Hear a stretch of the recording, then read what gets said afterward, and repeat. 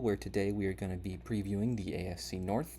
Before we get into it, let me know again in the comment section, as always, what you agree with and what you disagree with. And also leave a like and make sure you subscribe. Without further ado, let's get into this AFC North preview. First team we have is the Cleveland Browns, who finished 11-6 last year with Mr. Joe Flacco coming in.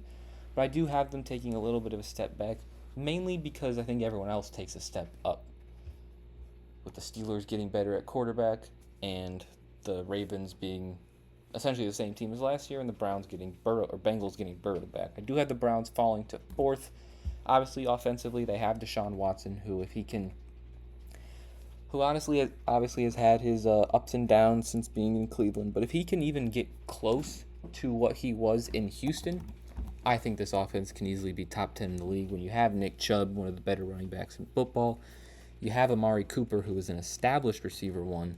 You have Jerry Jeudy, who, if you can sort of bring his career back to what we all thought it could be, he's obviously very good.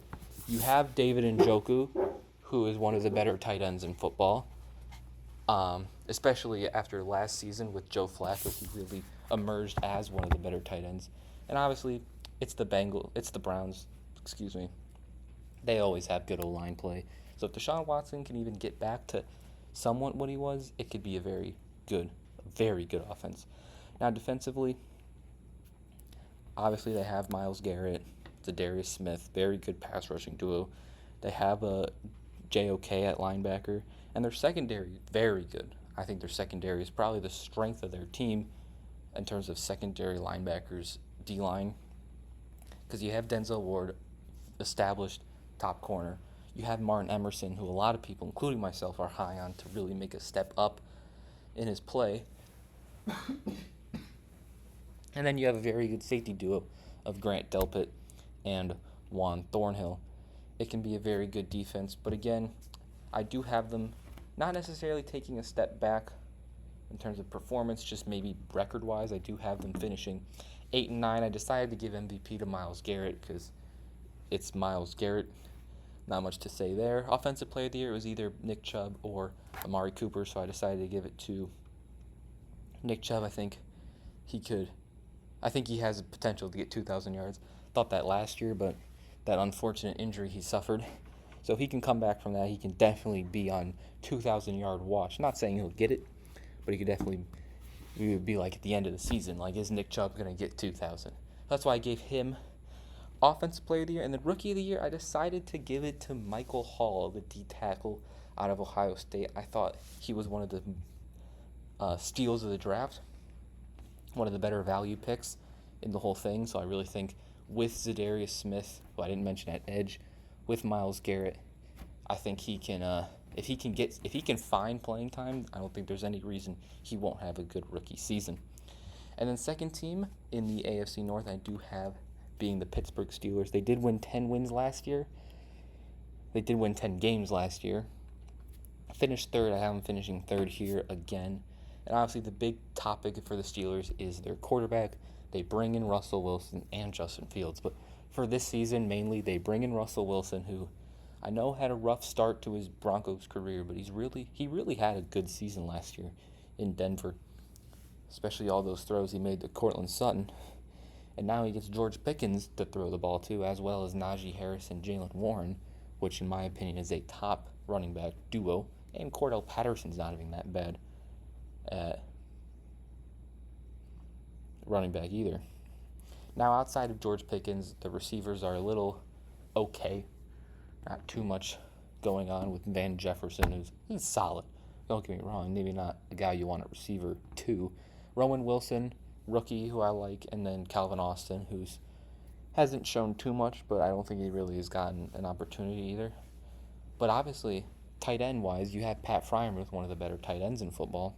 And their O-line is pretty solid. They do have two rookies, so we'll see how they play, Zach Frazier and Fautanu. But if Russell Wilson can play like he did in Denver last year, I think this could be a very good offense. And then defensively, obviously you have TJ Watt. Not much to say there. The rest of the D-line is decent. Cameron Hayward's still a quality player. Keanu Benton is good. But their D-line, outside of TJ Watt is just okay. Linebacker core, you do have Alex Highsmith, who I really like. Patrick Queen, who they brought over from Baltimore, which is interesting. And then they also have Cole Holcomb, but as well Peyton Wilson, who I thought was another big steal in the draft. And then their secondary, you have Joey Porter, who could potentially have a big breakout year this year. You have Dante Jackson, who although has been inconsistent, can play quality football. And then obviously Minka, one of the better safeties in football. So it's a Steelers team. They're going to have a good defense. And also with Steelers teams, they don't go below 500. And I think that streak continues here. I do have them finishing 9-8 this year. Third in the AFC North, MVP. Not too much to be said. I gave it to TJ Watt. Every year he could potentially get 20 sacks. Easily could get 20 sacks and even like 3 interceptions. So I think it was a no-brainer to give him not only Defensive Player of the Year, but also MVP. Because I think although Russell Wilson could have a good season, I don't think he'll put up like insane stats where you'd be like, he's the reason the Steelers have won as many games as they do. But I think you look at TJ Watt, who can single-handedly just take games over.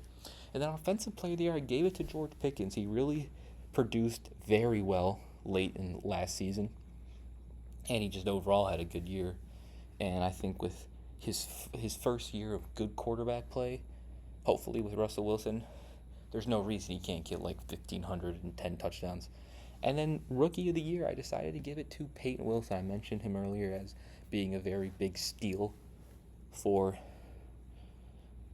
the Steelers, and I think that I wanted to give it. I was thinking of giving it to one of the rookie linemen, but I decided, you know what? Why not give it to Peyton Wilson?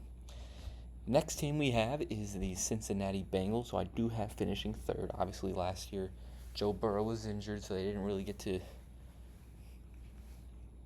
have the season they wanted, finishing last with 9 wins. Still 9 wins is crazy. Jake Browning, one of many backup quarterbacks to just play great football for no reason. But looking offensively, they obviously have Joe Burrow. There's not much there's not much to talk about with the Bengals offense. You have Joe Burrow. They bring in Zach Moss, who's a quality running back. He can maybe be like what Devin Singletary was for the Texans last year. Obviously, Jamar Chase, T. Higgins, they got him back. Not much to say about those two. You know what you're going to get out of those two. They did draft Jermaine Burton, who I do really like, from, I think, Alabama.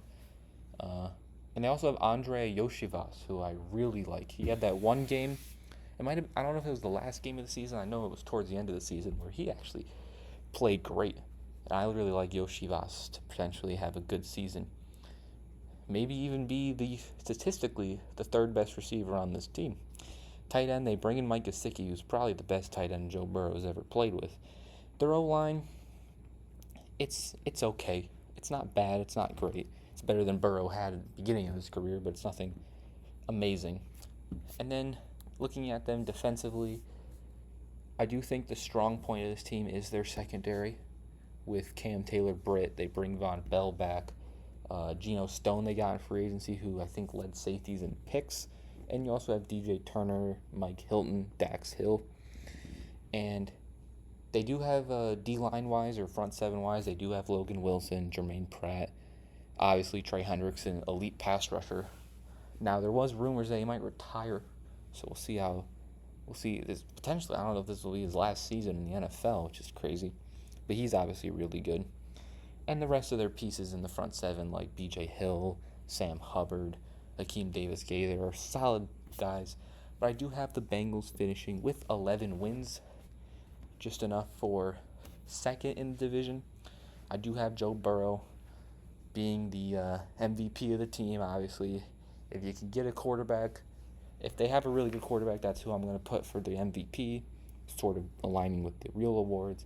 And then I also decided, instead of Jamar Chase, I did decide to give Joe Burrow also Offensive Player of the Year.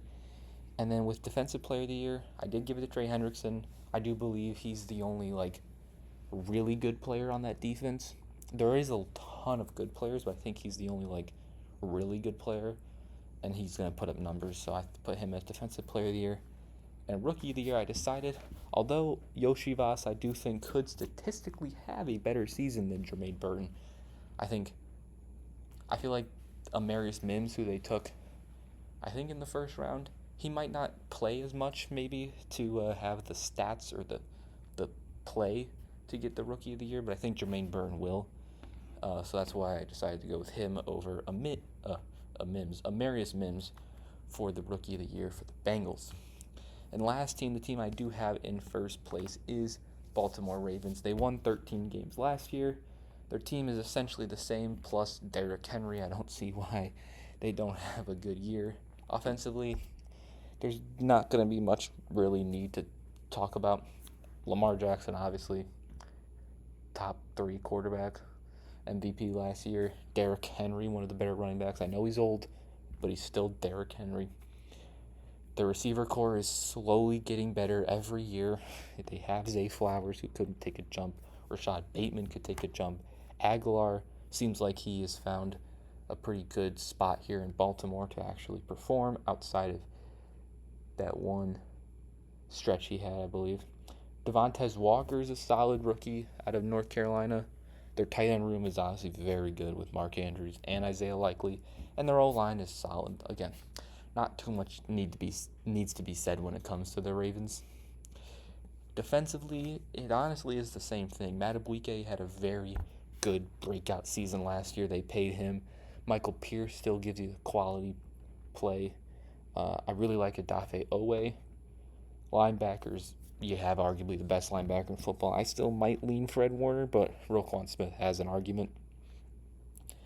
And then their secondary is very good with Marlon Humphrey, Nate Wiggins, who they drafted, Marcus Williams, and Kyle Hamilton. And speaking of Kyle Hamilton, I do have him as the Ravens Defensive Player of the Year. Before we get into that, I do have the Ravens record being 12-5. It is a regression, if you want to call it that, from last year, but I still have him one of the better records in football with 12 wins. Again, I don't even know if I have a team winning 14 games, so 12 is obviously very good.